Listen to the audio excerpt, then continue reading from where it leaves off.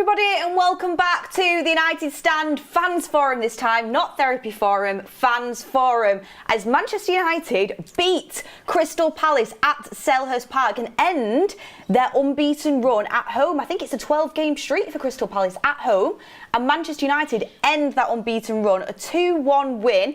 A win that not a lot of people saw coming, especially from that first half, but we got there. What did you make of the game? Are you happy about it? There's a lot of discussion points, and with West Ham just round the corner on Thursday, we've got so much to get into. I am joined with Kev, Mordzs and Ricky, and of course, you lovely people at home as well. Smash your super chats in, smash your comments in, and get your opinions in, and we will bring them into the show. It's a forum for everyone. Kev, a win! Good afternoon, yes. Absolutely buzzing, man. Title charge. We're on. United are back. Ricky, Mordzs, how are we feeling? Are we happy? All good, yeah. Over the moon in the end. Yeah. You know, Certainly didn't see that one I wasn't coming. over the moon at half time, but I am now. Yeah, exactly. It was a game of two halves completely. What do you guys think changed from the first half to the second half, which meant United then got the upper hand and went on to win the game quite comfortably in the end, really? Yeah, I think there was a couple of things. I think one, that goal definitely changed everyone's kind of confidence in the game. I think Zirkzee especially, obviously he was the one who got the goal, but it seemed like even his first touch, his laying off, his passing, link-up play, everything changed after he got that goal, and the rest of the team kind of followed as well. It kind of had that, it gave us that boost of confidence, that boost of momentum to go and eventually, end up winning the game. But I think that's one thing. I think the substitutes, I think Mazraoui coming in his preferred position. Well, I say his preferred. His best position in the team definitely helped as well, because I think he had a great game.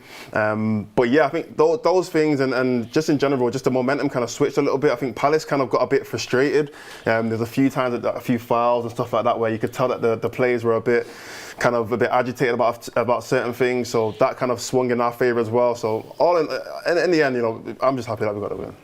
Ricky, what do you think changed? They say that goals change games, and I've just checked. We scored after 54 minutes. So it's only 9 minutes into the half. So I know people probably want to think. People love to think that the manager's made this change, that change, the other change, and that's changed things. I'd love to re-watch the first 9 minutes of the half again and see if it appears that it's changed. Yeah. Do you know what I mean? That if that goal, which I can't really remember the first 9 minutes of the first half too much, but if that goal was against the run of play, it's the actual goal that changes the game rather than anything that the manager said. I think that's a great point to say that goals change games. As you say, it's a football cliche, but it was a huge moment. I'd like to think that Joshua Zirkzee watches the United Stand and he had kept criticising him a week ago, and he stepped up today, the lad. He was like, I'll show that, Kev. And a fantastic result. It is a game. Apparently he's not a striker, Kev. He's not, is he? I'm sticking by it, man. Fair play to him today. Great finish. It was an absolutely fantastic finish. And do you know what? Goals do change games. I noticed a big difference with Zirkzee in the second half, which kind of really did. Because he was dropping in, wasn't it? Yeah, he was getting more involved. Him and Mbeumo were rotating a lot of who was going to hang on the last man, and it worked. It disgruntling Palace's defence. And what I really like from Zirkzee is when he actually got that goal, I thought his game completely elevated. In the first half, I'm going to be so honest, I thought he was anonymous. I thought he was a statue, and just each touch was pretty poor. I mean, there was a few good ones in there. He's good at that, but was nowhere near the level I wanted him to be. He got that goal. His confidence was up, and I really do think he transformed. He was getting in good space, making some good runs. His touches were coming together, and it's that confidence, isn't it? And that's what the whole team needs is that confidence. I have to say, I am still quite concerned about a few things in our game overall. It's absolutely not perfect, but to end Palace's 12-game unbeaten run at home is really good going for Manchester United. However, Palace did play midweek and they are suffering from that hangover. They've not quite got used to it yet. So take it all in good stead, but to me, this game started to put right the Everton game. Didn't excuse the performance, but we were discussing it before, Ricky, points-wise. On paper, when you look at the next run of fixtures, I'm sure we'll do it towards the end of the show, I can already see some comments coming in saying, the next few games are winnable. We thought the Everton game was 3 points. We thought the Palace game was going to be 1 point max. At best. Or at best, and we were going to lose. I thought it was a nailed-on loss today, but I'm buzzing I was proved wrong. So it kind of put it right when you look at the run of games, you say that's a win, that's a loss, that's a win. So it put it right in that aspect. I can see a lot of people coming in from Goldbridge's final score, Dalot man of the matches, all coming in at the comments. So I assume that Goldbridge gave Dalot man of the match, which we will get onto. It is a discussion point, of course. I mean, Ricky, who's your man of the match? Luke Shaw, without a doubt. Absolutely unbelievable player. But if it wasn't Luke Shaw, who would it be? Oh, if it wasn't Luke Shaw, yeah. That's a fair shout. Mason, Dalot. there was one or two, like you say, in the first half, Luke Shaw was the only player who played well. In the second half, a few other steps up. Yeah, that was the concern from the Everton match. It was just so disastrous. Every single player, and I've said it so many times, is when United are bad, everyone, it's infectious. Every single player is just not at it. But you could, if you want to be realistic today, at half time, if we were 3 or 4-0 down, you'd be disappointed. But they had the chances first half. And that's why I'm saying it is a game of two halves, because you look at the second half performance, whether Crystal Palace dropped off, or is that testament to the way that Manchester United went about it? I'd like to think that Amorim said something in the dressing room at half-time to get that reaction. You'd like to think that on Monday night he would have, put a rocket up their arse or whatever, but he did not get that reaction. But today, he definitely got it.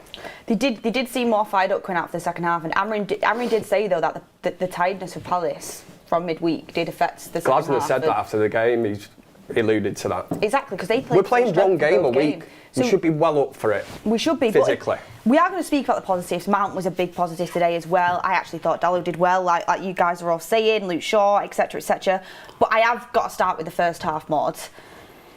I mean, we were watching it together, and you said this could be worse than Everton. I mean, the first half.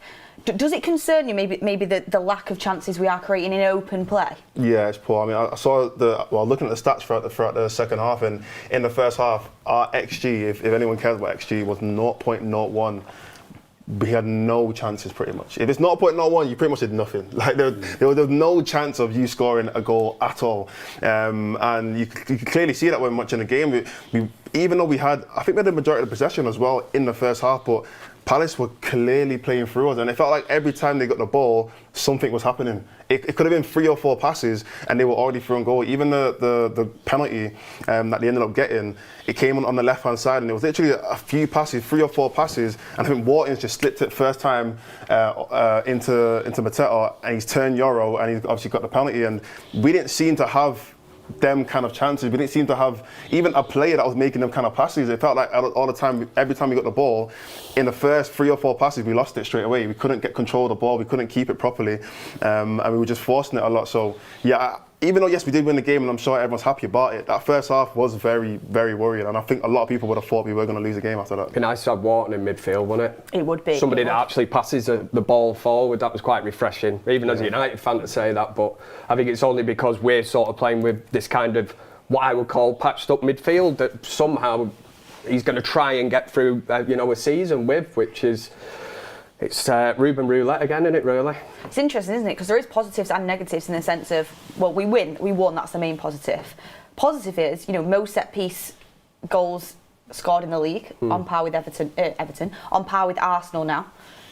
It's good that that's something that we've improved, and it's a huge part of the Premier League.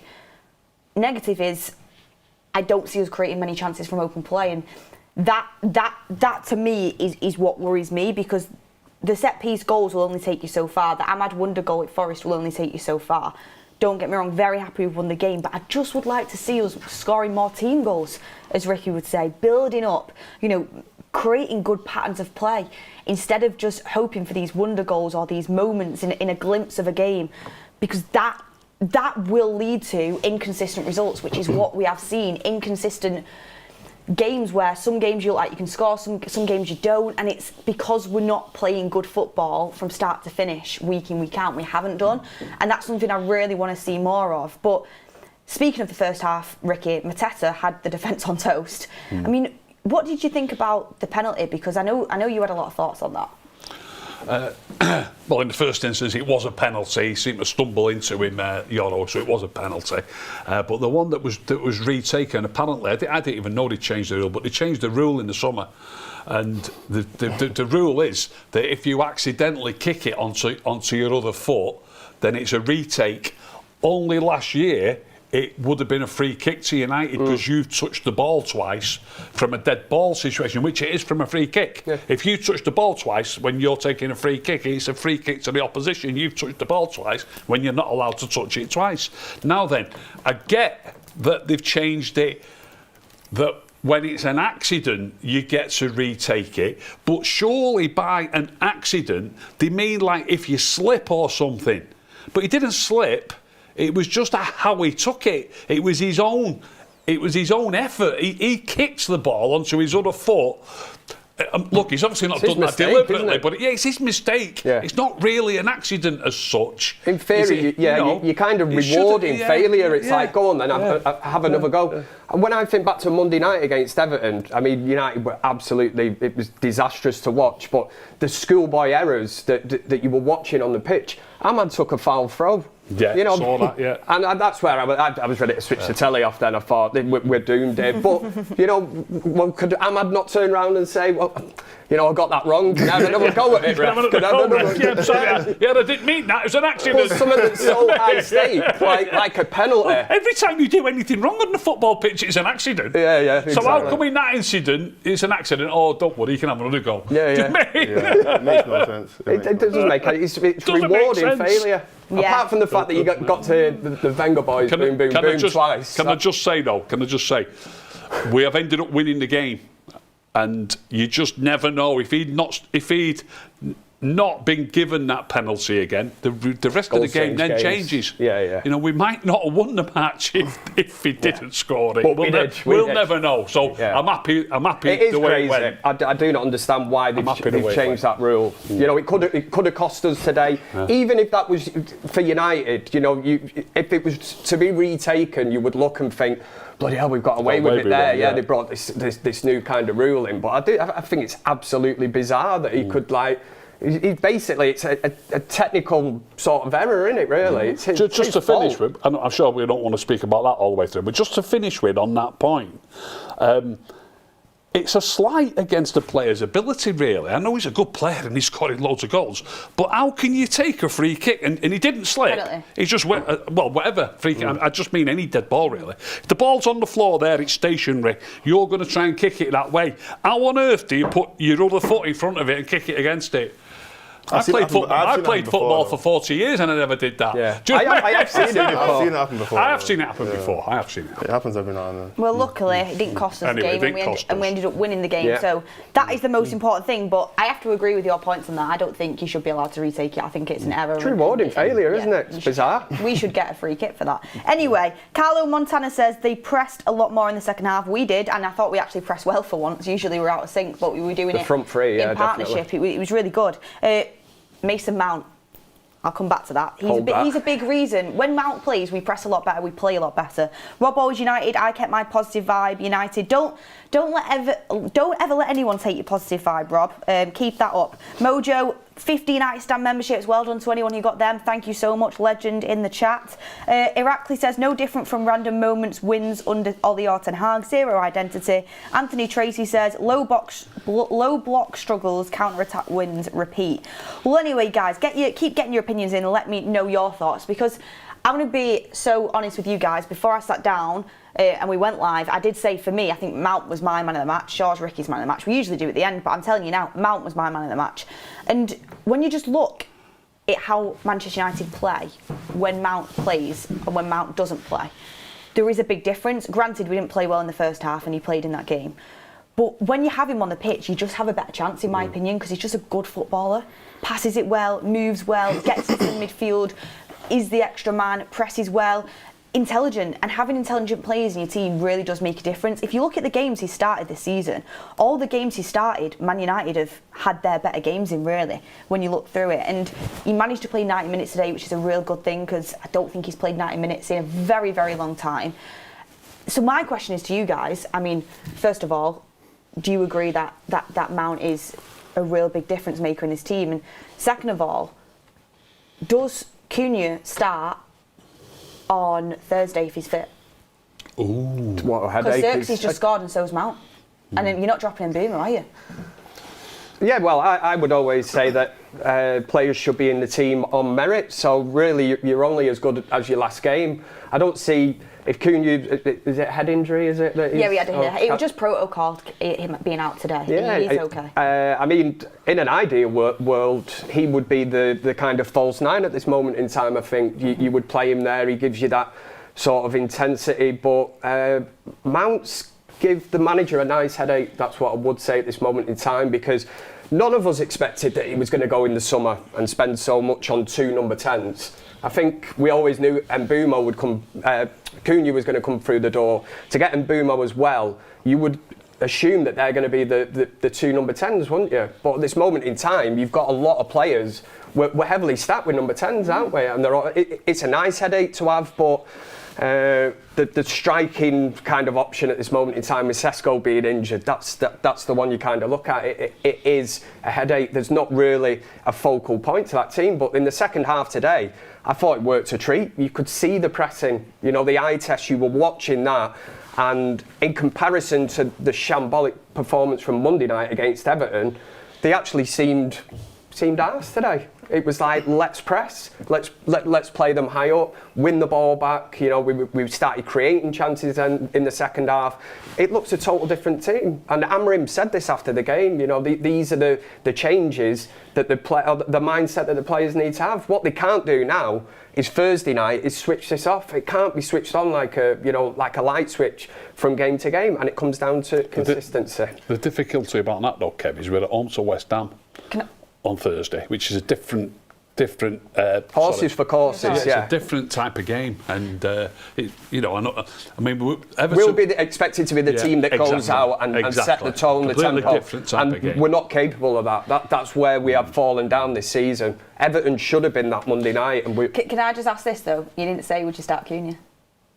I've just been a politician then. I just skirted the question. What was the question again? I'll take it. No, I wouldn't. You wouldn't? On current form, and the second half, I think Zirkzee needed that goal. When's the last time he scored? He was 24. It's like nearly a year ago. He's had it. January 2024. Yeah. So confidence-wise, when you've seen him being interviewed after with Mount, the two of them are buzzing, that camaraderie, the team bonding thing. I look at that and I think, it would be incredibly harsh now to take Zirkzee out on Thursday to accommodate Cunha. And how many times have we been here and we've said that, you're only as good as your last game. Don't be shoehorning players in. Oh, he cost 70 million, I'll have to get him in. We've done this in the past. We did it under previous managers, and we sat here and said it isn't right. You need that balance to the team. At this moment in time, the way that it worked in the second half, but again, I totally get the point that West Ham is going to be a total different game, because we're going to be expected to go out and set the tone, from the first whistle. Can they do it? We will see. Yeah, Set it up there. Cliffhanger. The way I Join us on Thursday. The way I look at it, in terms of those 3 players, Zirkzee, Cunha and Mount, I've seen all 3 of them have top games this season so far right now. I think today, second half anyway for Zirkzee, maybe not the first half, but second half, I think he definitely came out of his shell, like I mentioned before, and it gave glimpses of what he was like last season. So the reason why I say that is, I don't think it will be a negative if either 2 of those 3 players start on Thursday, because I think all 3 of them can do a job. It's just about, I say this all the time, but can we just get the best out of the players who are available? I don't think if you start Cunha, it's like, he's a downgrade from any of them. Same with Mount or same with Zirkzee. I mean, what Zirkzee was doing today, I don't think Mount and Cunha do the same thing. I think the way he drops in and those little one-touch passes and them link-up plays in and around, even like the halfway line where he drops really deep in, and then let's say like Bruno or Casemiro or whoever it is gives him the ball and he kind of like feeds it out to the wide players. He does that so well. I think there's something different to, like, for example, how Mount presses really high. He has a different element to his game, but then Cunha, he lets it drop in deep but then carry the ball a lot.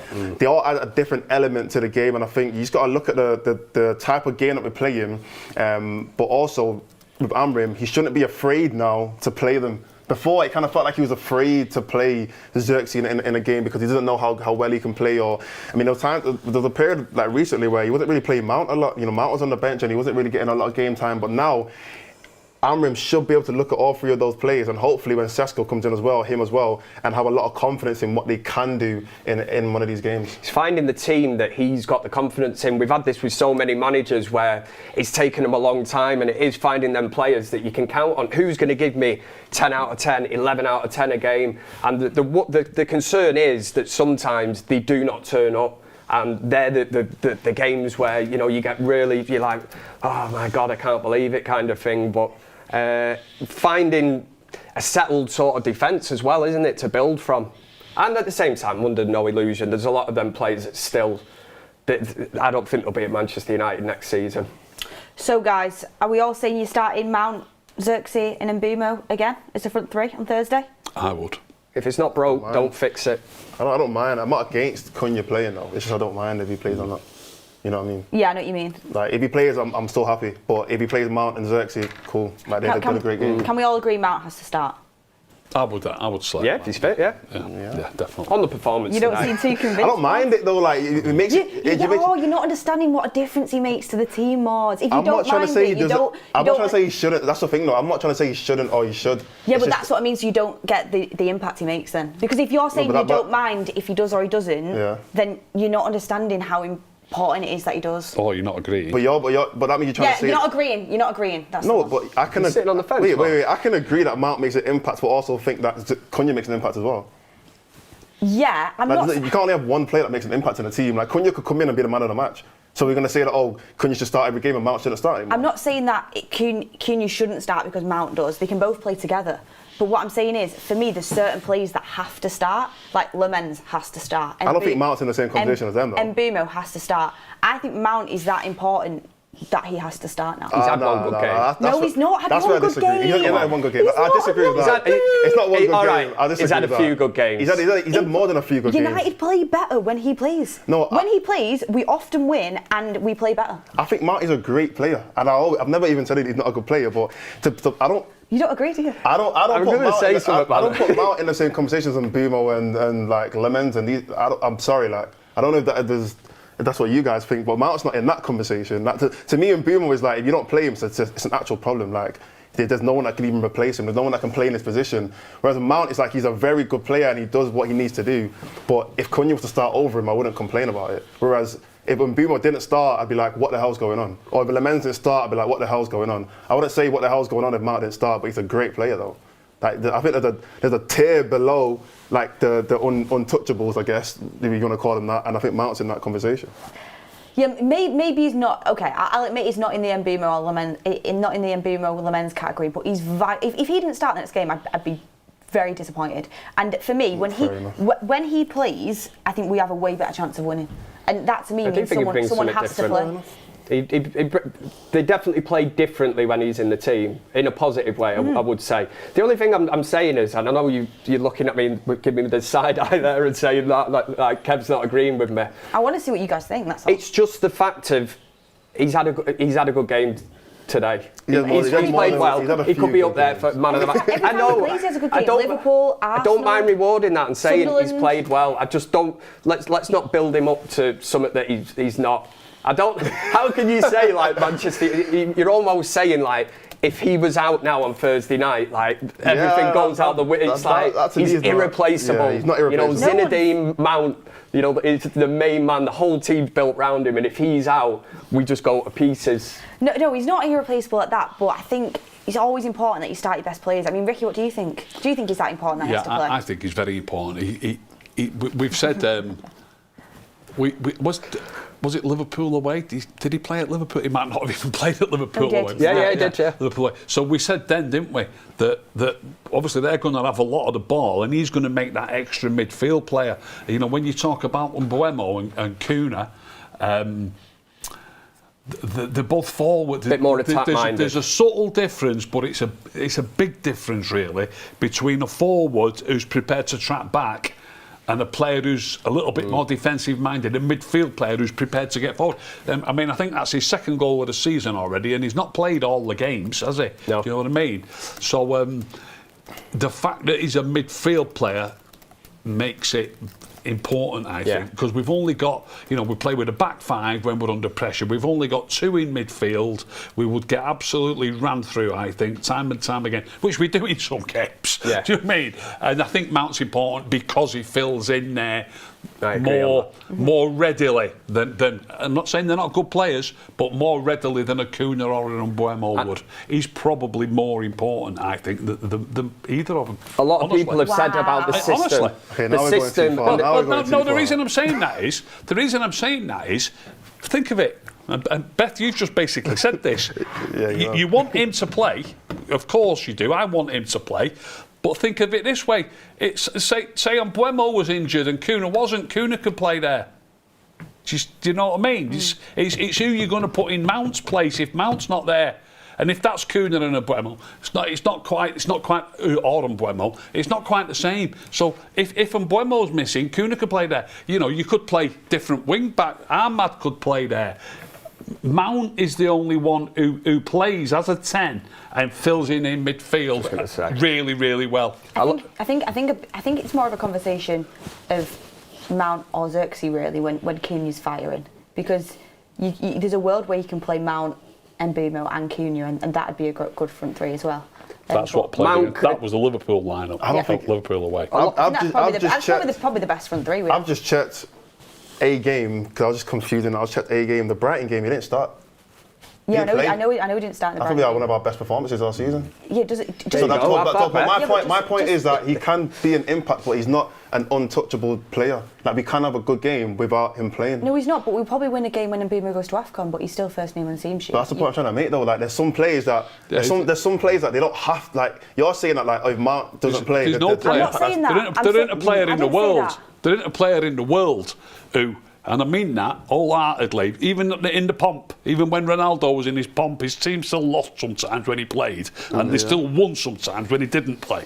So to bring up one game like that, but you brought up a game. It's obvious. No, I just brought up the Liverpool game to say that in that game, it was. We said before the game that it was important that he fills in, and I know I brought up that game, but I didn't bring that up. I didn't bring that game up to say, look what happened when he played. I just bringing it up to say, he's a forward who, he's playing as a forward, one of the 10s, but he fills in midfield. So, it just is a fact that your team can win no matter who's missing, and you can also lose no matter who's playing. Yeah. That's what I was trying to say to you. I was saying, Mbeumo and Ahmad are going to go to AFCON, and United will probably win a game while they're away from the team. Yeah. That doesn't mean that Mbeumo isn't massively important. He is hugely important. United won when Mount was out for Brighton, and they played really well. That's great for the team. I thought the team played really well. That still doesn't mean that every time he plays, he plays well and United look good. It doesn't cancel each other out. Like both can occur. He's bang on with the. Previous managers have liked, well, obviously Ten Hag liked him, and for a fact that Amorim likes Mount. They must see something in training. Obviously, we don't get to see it every week because he is injury prone. So hopefully, this is a run of games now that he can go through. But filling in the midfield is a huge thing because Amorim's system, how many times the system don't work. We've had games this season at Manchester City where the captain Bruno Fernandes has come out and said we were overrunning midfield. Guardiola spotted that straight away. He's got two in the middle. We'll just overfill the midfield. We'll outnumber him. They bullied us. And when you've got Mount in that 10, because he is a midfielder, as Ricky rightly said, he will drop into that midfield. All of a sudden, it becomes a free. You get the work rate from Mount, and obviously he's an attacking threat as well. So in terms of the number 10s, I think he's better suited in a game when you have to be very, very disciplined. That's the word that I would use. Yeah, I think that's a really good point. He plays the important games, doesn't he? I mean, every game's important, but the ones where you really need the points, so you really need to have a good performance. He's usually there, but horses for courses, isn't it? Interesting stuff, guys. Interesting stuff. I mean, speaking of midfielders, Mordzs, I'll come to you first, then pass it over to Ricky. Bruno Fernandes today overtook Paul Scholes in all-time assists for Manchester United. Scholes has 55. Bruno now has 56. What did you make of his performance? Because they gave him man of the match on TNT. That's crazy. I kind of want Ricky to kind of talk on it first, just because I know he's got a lot of opinions. He made some terrible errors in that game today. Absolutely terrible errors. How he could be given man of the match is beyond me. I know he got the 2 assists, but that exact stat that Beth's just read out proves how ridiculous it is to pin your hopes, if you like, to the stats. Just to say, oh look, he's great. He's got 56 assists, and Paul Scholes has got 55 assists. What do you mean it's ridiculously good? No. Well, Paul Scholes is just about, well, not just about, he's as good an attacking midfield player as I've ever seen in my life. And he played for United for about 17 years, won 11 league titles and 2 European Cups. In one of the most successful teams that we've seen in our lifetime. A team that was scoring loads and loads of goals. One of the reasons that team scored loads and loads and loads of goals was because Paul Scholes picked the right pass. He didn't try and force it, moved the ball around the pitch and the team keep the ball. So that stat in itself proves that it's ridiculous to look at the stat and say what player he is. You know, that's what people do. It's still impressive, though, Ricky, to go one above Scholes. How many years did Scholes play for United? That's my point. I don't think the fact that he's going above Scholes makes it a good start. That to me doesn't prove anything, because it doesn't prove that you're as good as Scholes if you go above him in assists. I'm not saying he's as good as him. I don't think he's. That's why I don't think the stat he's fitting up to lace his boots, to be honest. But that's why I don't think it means at United. But that's why I don't think but it he was means an anything, attacking midfield player as well. Kev, do you not see what I'm getting at? It's just ridiculous to even compare the two players. Yeah, what Scholes achieved in the game. I'm just saying, and United were great during that period. I know they had other great players, but he was part of the reason that they were great, and he wasn't looking to create chances all the time. He was looking to keep the ball with the red shirt. Think about that, 55 assists in 17 seasons. It's about bloody, how many is it? Divide that, Beth. Is it about 40 years or something? Yeah. 55 divided by 17. About 3. It's about 3. Let me just think off the top of my head. 3.2. 3.2 assists a season. He's a great player. It's just, I think it proves that somebody who's getting loads of assists isn't necessarily a great player. Let's put it that way. Yeah. Not compared. Oh, this is. It's like that XG thing that you mentioned earlier. That blows my mind. That when they say that a team is expected to score a certain amount of goals, I'm like, how can you even? I know it's like an algorithm and they pull stats and go. I wanted to bring this up when Mordzs said it. I think the way it works, correct me if I'm wrong, is they decide what chance you've got of scoring every time you shoot. So if you have a shot from 5 yards, say, you've got to score. Say, so you're more likely to score. So you get a 0.9 XG for that, right? And then you might have another shot from 35 yards that goes a yard over the bar, and you've only got a 2% chance of scoring, and you get a point. But you've had a shot, but you only get a 0.1% chance. So. And you add them all together. So, you know, if that comes out to 4.5, say, in the half, you could have scored 4.5 times, if you like, or something like that. Now then, it was 0.1. Casemiro, 0.01. Casemiro had a shot from a yard out. Surely he gets a point. Surely he gets a point in the first minute. Or the first second. That was a bit of a scrappy. It was scrappy. It was scrappy, but it's got to be worth more than point. Yeah, surely it wasn't only a 1% chance, was it? You know what I mean? Surely. It's funny, isn't it? See what I've started here now.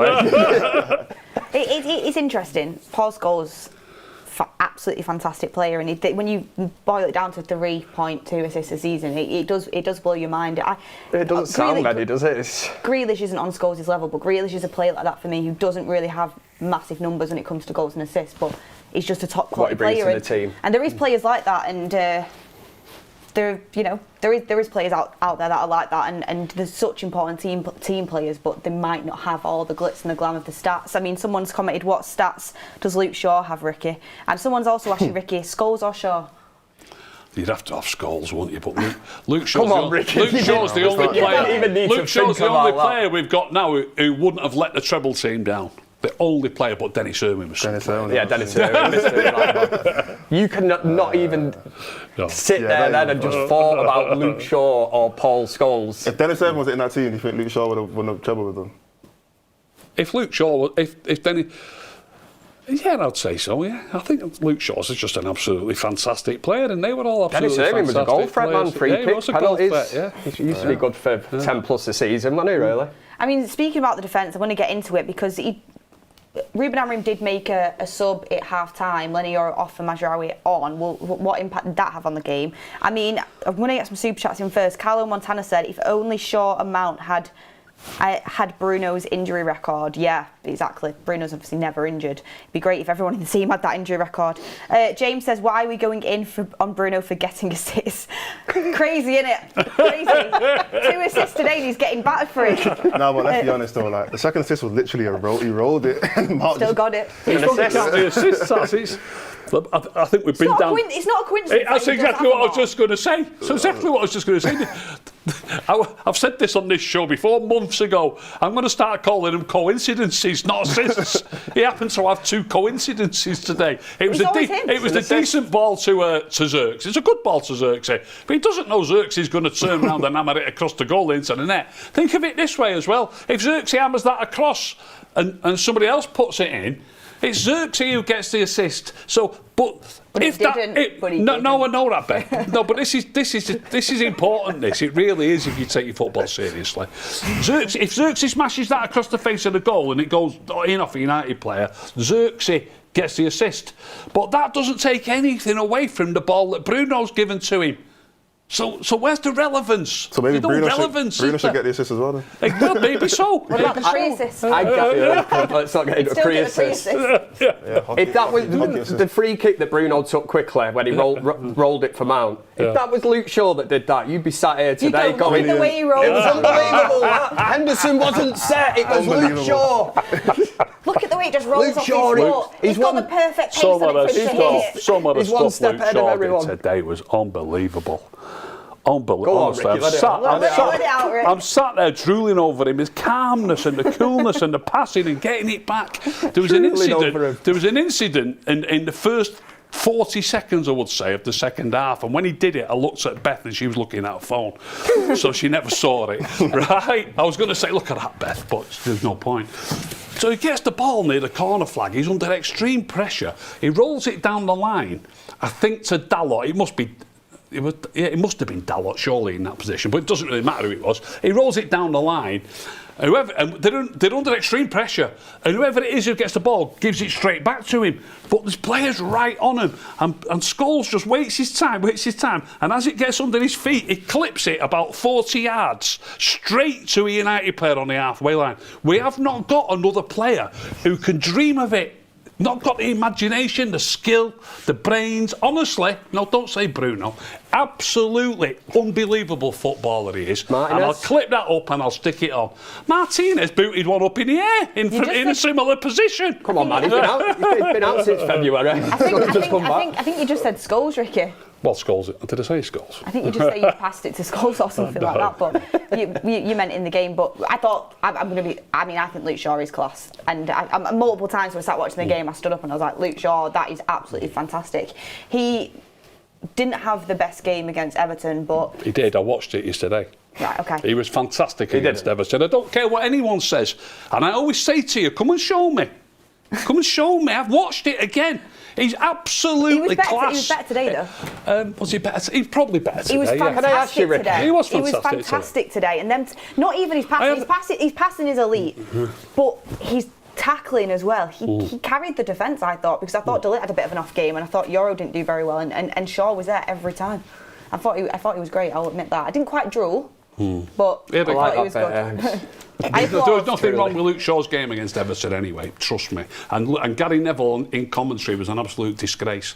He was an absolute disgrace, time and time saying, what's Luke Shaw?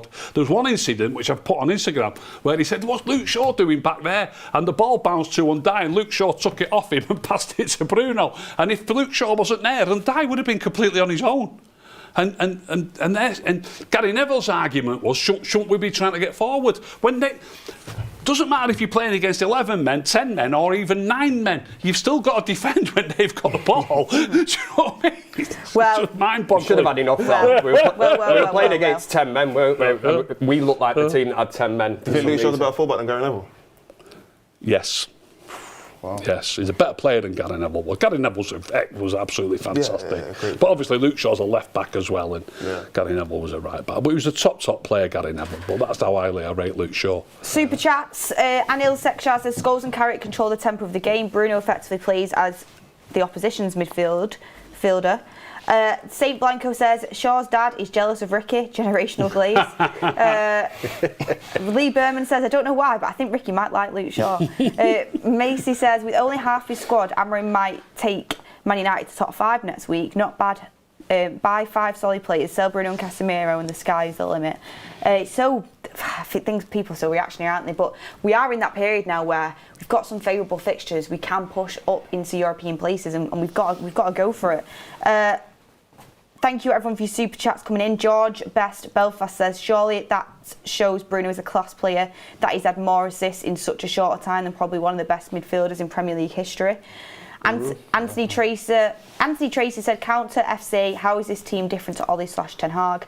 And Kai says 3.2 assists a season is a bit crazy, to be honest. Emily Derry says, the Scholes assist stat tells me United have been over-reliant on Bruno to create chances, whereas Scholes played in sides brimming with creativity. I think that's a brilliant super chat, Emily Derry. They shared it all out throughout the team, and Bruno's been dominating the team stats for a long time because nobody else has stepped up.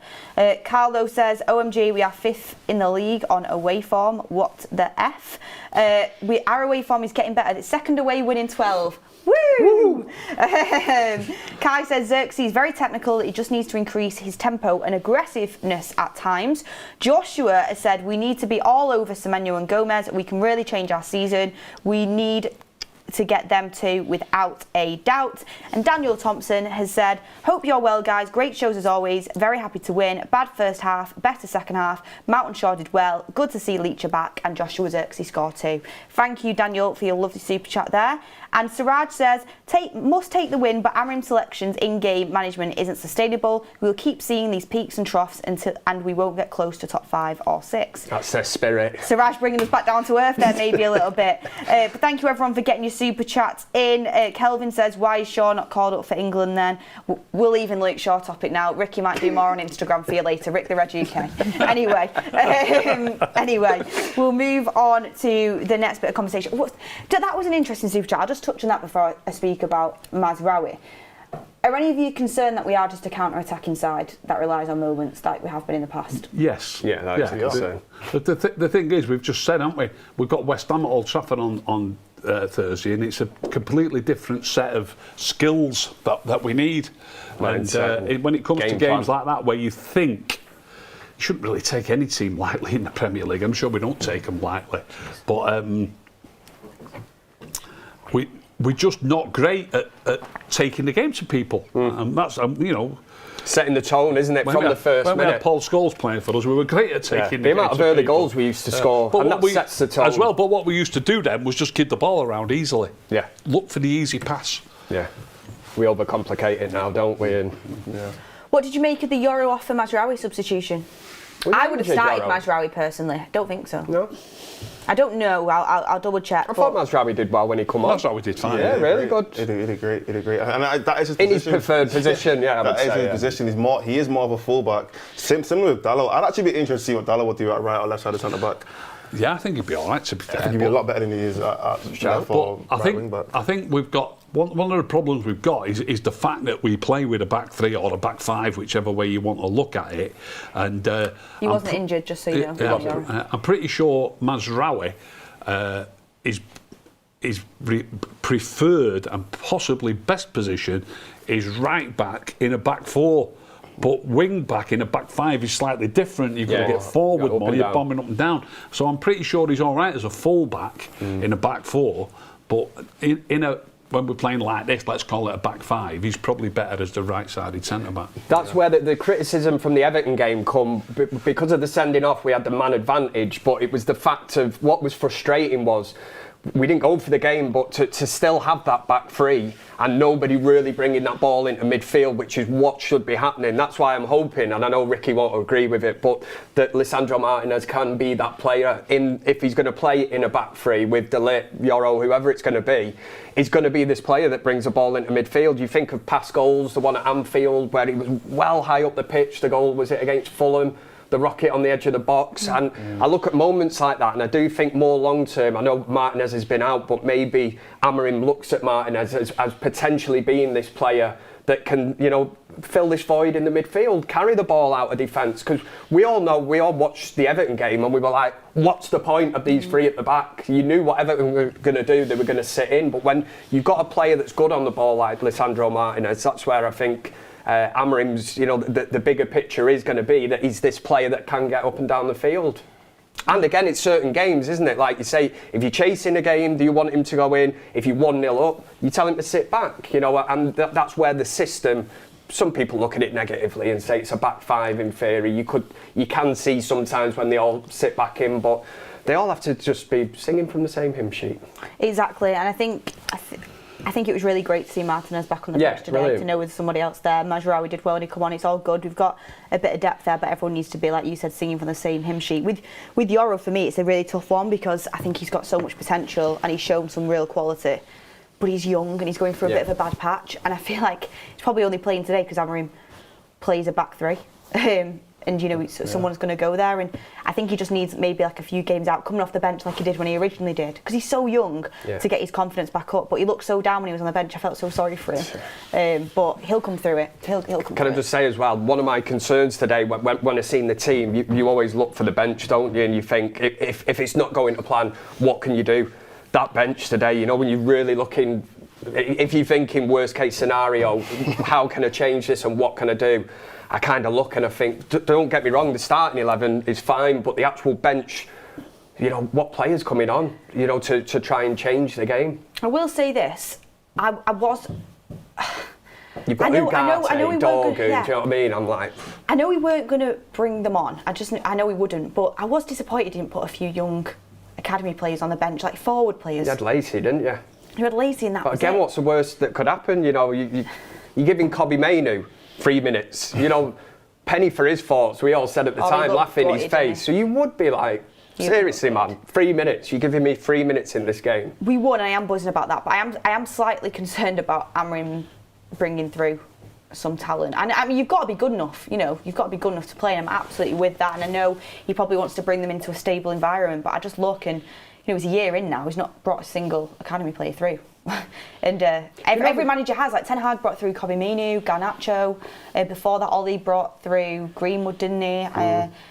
Obviously, that didn't work out. But then you had McTominay come through under Mourinho, and there's always players coming through. And Amorim's just not got one yet. And I'm hoping that's for me the lifeblood of the football club. I'm hoping that.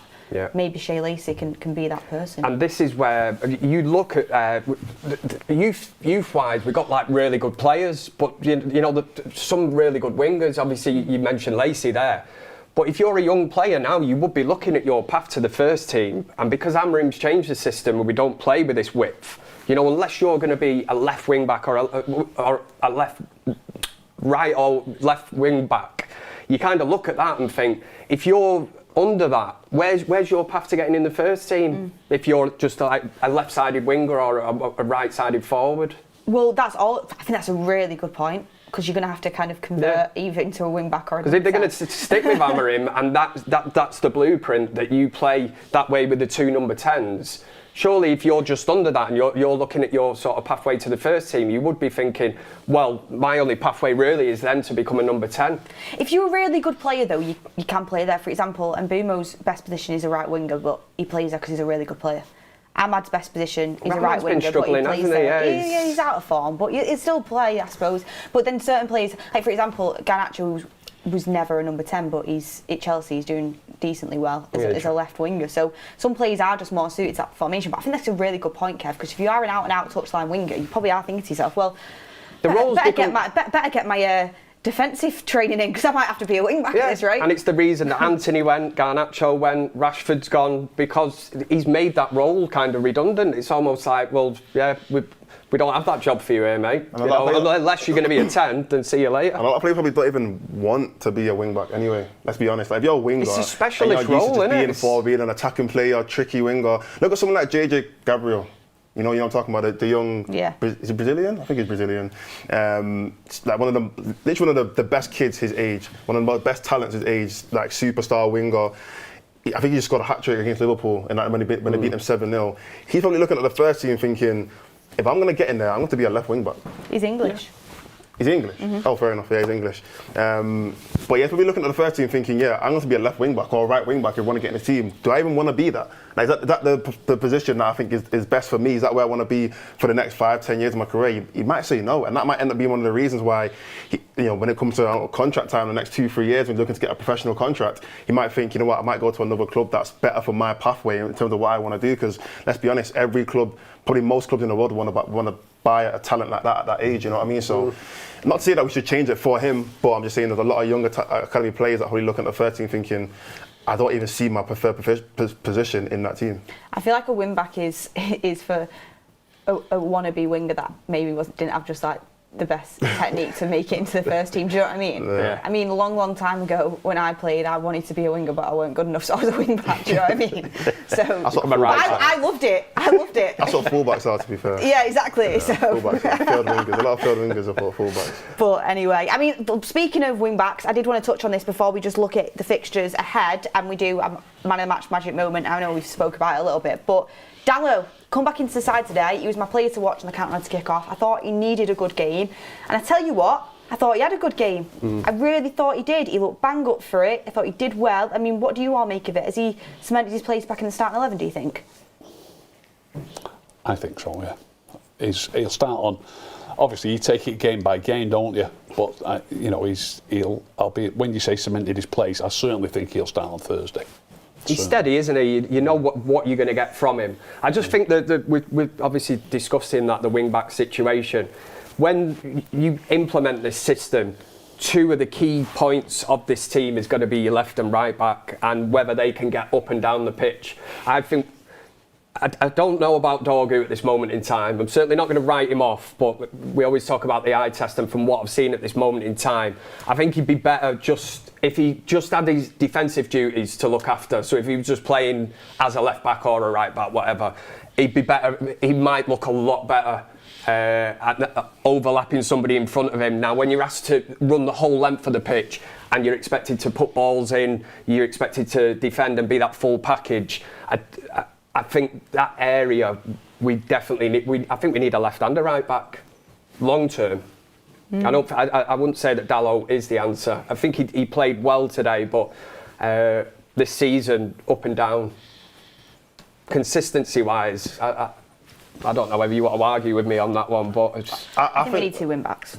Yeah, I do think we definitely need. If we're carrying on with Amorim. Yeah. But I've said this before, I don't think there's any such thing as even going and buying a wing-back. You go and buy a player that has the attributes to play as a wing-back. How many wing-backs do we even know in the world that are world-class? We're trying to turn Ahmad into that, aren't we? Yeah, Munoz is probably one of the few. There's not many teams even play like that. I mean, Ahmad... Yeah, but even he's had to be converted back into a full-back to play, and we're never going to buy him anyway, realistically. But a lot of teams... I've got one, Beth, yeah, I was going to say. But your list there. The point I'm making is that these guys, they even play for the same team. There's not many... If you're going to go out there and go and try and find a talent, you have to look at the majority of teams, and the majority of teams are not playing with wing-backs. So you have to find a player that just has the attributes that can play as a wing-back. Especially if the ones that are wing-backs, like Grimaldo or Frimpong, etc., have already been taken, you know. A wing-back is... You've either got to be a really... In terms of if you're a winger, you've got to be really good defensively, or you've got to be really good... You have to be the full package. In terms of the attacking output if you're a full-back. For example... if you look at like a Trent or something, he'd be a great wing back. He's really good at going forward, and Reece James, same thing. He's good defensively, but he's got good technique on you. You've basically just got to be everything, don't you? Full package. Yeah, pretty much, yeah.